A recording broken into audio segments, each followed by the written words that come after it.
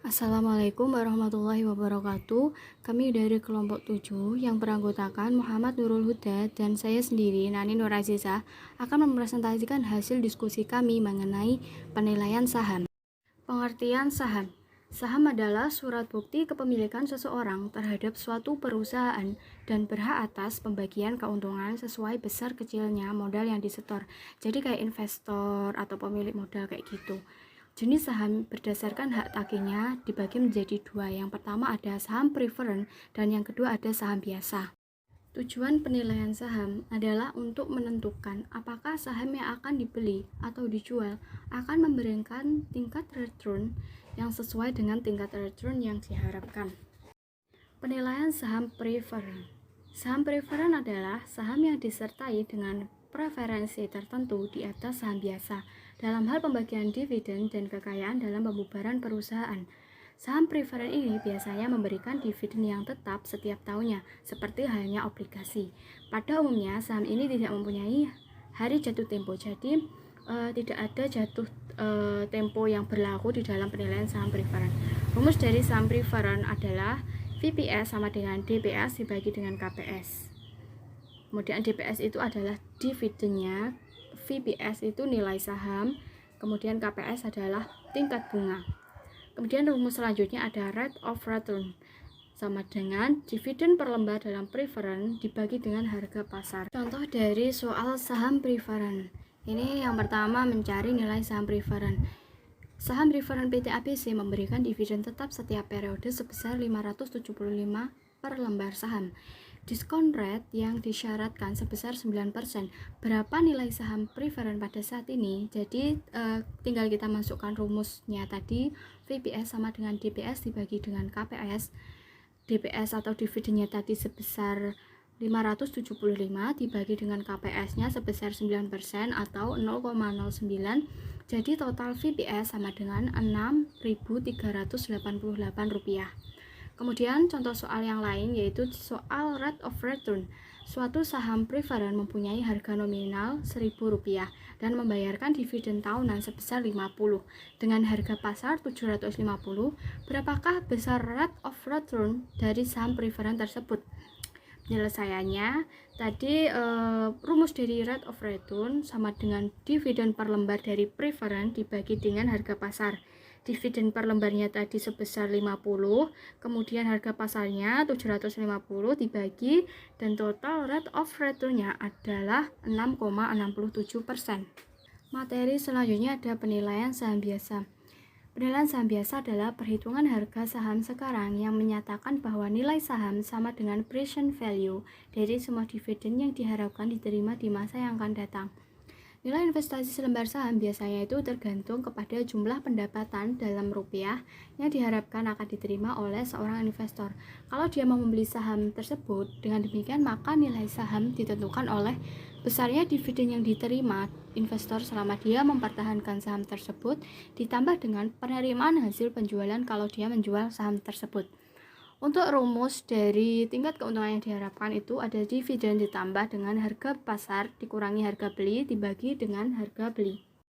Contoh soal dari penilaian saham biasa. Mencari tingkat keuntungannya ya ini. Seseorang membeli saham perusahaan dengan harga 50.000. Diharapkan pembagian dividen sebesar 200 pada akhir tahun. Harga saham setelah pembayaran dividen diharapkan sebesar 55.000. Tingkat keuntungannya diharapkan itu sebesar, jadi rumus dari tingkat keuntungan tadi ada KS sama dengan dividen ditambah harga pasar dikurangi harga beli dibagi dengan harga beli. Kemudian dividennya tadi diketahui sebesar 200 ditambah dengan harga pasarnya sebesar yang diharapkan itu tadi adalah sebesar 55.000 dikurangi dengan harga belinya seharga 50.000. Kemudian dibagi dengan harga belinya. Jadi tingkat keuntungannya itu sebesar 10,4%. Contoh lain, apabila pemegang saham ingin menanamkan saham untuk jangka waktu selama 2 tahun, kemudian menjualnya pada akhir tahun kedua, sedangkan dividen pada akhir tahun kedua sebesar 400 dan diharapkan harga pasar per saham pada akhir tahun kedua sebesar Rp60.000. Tentukan tingkat keuntungan yang diharapkan pemegang saham. Itu dimisalkan tingkat keuntungannya itu 10%, jadi tinggal memasukkan rumus P0 sama dengan D1 diper 1 tambah KS atau tingkat keuntungannya terus akar 1 pangkat 1. Kemudian P0 nya itu sebesar Rp50.000 sama dengan D1 nya 200 dibagi dengan 1,10 tadi keuntungannya, kemudian akar 1 pangkat 1. Kemudian selanjutnya D2 nya sama, D2 nya tadi sebesar 400 dibagi dengan 1,10 pangkat 2 dan M nya ini harga pasar per sahamnya tadi sebesar Rp60.000 dibagi dengan 1,10 kemudian pangkat 2. Kemudian 50.000 sama dengan 200 per 1,10 tadi hasilnya 181,82 ditambah 330,58 ditambah 49,568,80. Jadi 50 tadi itu dikurangi dengan jumlah D1, D2 dan M. Jumlah D1, D2 dan M nya tadi 50,099 jadi 50,099,20 dikurangi dengan harga belinya atau 50.000. Jadi total NPV atau present value adalah 99,20. Dividen tumbuh secara konstan. Biasanya dividen beberapa perusahaan tahun demi tahun itu berkembang seperti yang direncanakan dari awal. Tingkat pertumbuhan itu diharapkan terus berlanjut pada tingkat pertumbuhan yang sama. Rumus dari dividen ada DT sama dengan D0 dalam kurung 1 ditambah G. Nah, G itu adalah tingkat pertumbuhan yang diharapkan. Syarat dari dividen itu yang pertama, dividen tumbuh sesuai dengan tingkat pertumbuhan perusahaan. Yang kedua, model ini mengasumsikan bahwa dividen tumbuh pada suatu tingkat tertentu atau konstan. Yang ketiga, model ini cocok untuk perusahaan yang matur dengan pertumbuhan yang stabil. Jadi, kalau dividen tumbuh secara konstan ini, kalau dalam perusahaan itu diharapkan kayak dividennya itu tumbuh sesuai dengan yang direncanakan tadi gitu. Contoh soalnya, perusahaan PT Maju baru saja membayarkan dividen sebesar 1.000 dan para investornya mengharapkan tingkat pertumbuhannya sebesar 8%.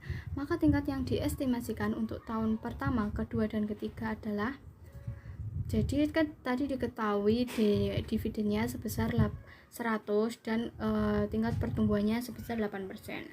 Tinggal dicari tahun pertama. Rumusnya tadi D0 dalam kurung 1 plus G sama dengan 1000 dalam kurung 1 ditambah 0,8 pangkat 1 karena tahunnya pertama. Jadi hasilnya 1000. Untuk tahun selanjutnya juga sama, tinggal pangkatnya tinggal ditambah 1 gitu. Penilaian saham dengan pertumbuhan yang tidak konstan. Pada umumnya itu tingkat pertumbuhan dividen tidak konstan disebabkan karena kebanyakan perusahaan mengalami life cycles. Langkah-langkah dalam menghitung pertumbuhan yang tidak konstan. Yang pertama, menentukan estimasi pertumbuhan dividen. Kemudian menghitung present value dividen selama periode di mana dividen tumbuh tidak konstan. Yang ketiga, menghitung nilai saham pada periode pertumbuhan tidak konstan. Dan yang terakhir, menjumlahkan 2 dan 3 untuk mendapatkan P0. Contoh soal dari pertumbuhan yang tidak konstan. Ini ada perusahaan Hayo selama ini membagikan dividen yang jumlahnya bervariasi. Perusahaan memperkirakan kenaikan pendapatan sebesar 20% per tahun selama 2 tahun mendatang. Tetapi setelah itu, pendapatan akan menurun menjadi 5% per tahun sampai waktu yang tak terhingga. Pemilik perusahaan menginginkan return sebesar 18%. Dividen terakhir yang dibagikan adalah 200 per lembarnya. Berapakah harga saham perusahaan tersebut sekarang? Jadi tadi kita tinggal dimasukkan rumusnya, itu tadi D0 dalam kurung 1 plus G itu tadi dimasukkan semua. Bisa dilihat di dalam PPT ya. Materi selanjutnya adalah dividend yield. Dividend yield itu adalah cara untuk mengukur berapa banyak arus kas yang diperoleh untuk setiap rupiah yang diinvestasikan dalam posisi ekuitas. Jika tidak ada capital gain, dividen diperlakukan sebagai laba atas investasi saham. Dividend yield ditampilkan sebagai persentase dan dihitung dengan membagi nilai dari dividen yang dibayarkan per saham pada tahun tertentu dengan nilai dolar dari satu saham. Contoh kasusnya seperti ini. Ada seorang investor memiliki pilihan antara berinvestasi di saham perusahaan A dan perusahaan B. Perusahaan A telah membayar $200 sebagai dividen atas sahamnya selama beberapa tahun terakhir, sedangkan perusahaan B hanya membayarkan $150 sebagai dividen selama beberapa tahun. Namun demikian, harga perusahaan saham itu adalah sebesar $40, sedangkan harga saham perusahaan B sebesar $25. Dengan demikian, dividen yield untuk perusahaan A itu ada 5% dan 6% untuk perusahaan B. Jika hasil dividen adalah satu-satunya pertimbangan, maka investor itu harus memilih saham perusahaan B. Materi yang terakhir ada capital gain yield. Capital gain itu adalah selisih harga beli dan harga jual suatu aset atau instrumen investasi, di mana nantinya itu akan menjadi keuntungan bagi investor. Kemudian, sedangkan kebalikan dari capital gain itu ada capital loss, yang nilai kerugian dialami oleh investor, di mana harga jual menjadi lebih kecil daripada harga beli. Yang ketiga, keuntungan investasi properti memang sangat menghiburkan banyak orang. Selain memiliki return cukup tinggi, risiko dalam berbisnis properti juga rendah, apalagi jika melihat data dari BKF atau Badan Kebijakan Fiskal Kementerian Keuangan. Industri properti diperkirakan tetap tumbuh stabil hingga akhir 2019 itu karena didukung dengan adanya infrastruktur yang semakin membaik di berbagai area. Jadi capital gain yield ini digunakan itu untuk mengukur kayak investasi dalam infrastruktur properti kayak gitu. Jenis-jenis dari capital gain ada keuntungan jangka pendek. Keuntungan jangka pendek ini diperoleh dari investor dalam waktu yang kurang dari 1 tahun. Bagi investor yang menghindari risiko biasanya memilih keuntungan ini. Kemudian yang kedua ada keuntungan jangka panjang. Keuntungan bisa didapatkan oleh investor dalam waktu minimal 1 tahun. Jika ingin memaksimalkan keuntungan pada investasi properti, maka keuntungan jangka panjang ini yang dipilih. Contoh soal dari capital gain yield. Ini ada, pada tahun 2020, Alwi membeli sebuah properti berupa 2 lantai seharga 800 juta. Ia memilih untuk mempertahankannya hingga tahun 2022. Pada awal 2022, harga properti telah mengalami kenaikan cukup pesat, sehingga ia berhasil menjual rumah 2 lantai tersebut seharga 1,2 miliar. Maka cara menghitung capital gain dari Alwi tadi itu adalah nilai jual dikurangi dengan harga beli awal dikali dengan jumlah aset. Nilai jualnya tadi sebesar 1,3 miliar, kemudian dikurangi dengan harga beli adalah 800 juta dikali dengan jumlah asetnya adalah 1. Kemudian 1,3 miliar dikurangi dengan 800 juta itu adalah hasilnya 500 juta. Jadi dari perhitungan tersebut, Alwi itu memperoleh keuntungan atau capital gain sebesar 500 juta dalam waktu 2020 sampai 2022 itu adalah sebesar 12 tahun. Jadi waktunya 12 tahun dia mendapatkan keuntungan sebesar 500 juta. Perbedaan dari dividend yield dan capital yield. Meski keduanya itu mencari keuntungan dari suatu investasi, namun cukup berbeda karena capital gain itu diperoleh hanya ketika menjual aset dengan harga yang lebih tinggi. Sementara dividen bersifat pasif dan tetap, di mana keuntungan ini akan dibagikan oleh perusahaan pada setiap investornya.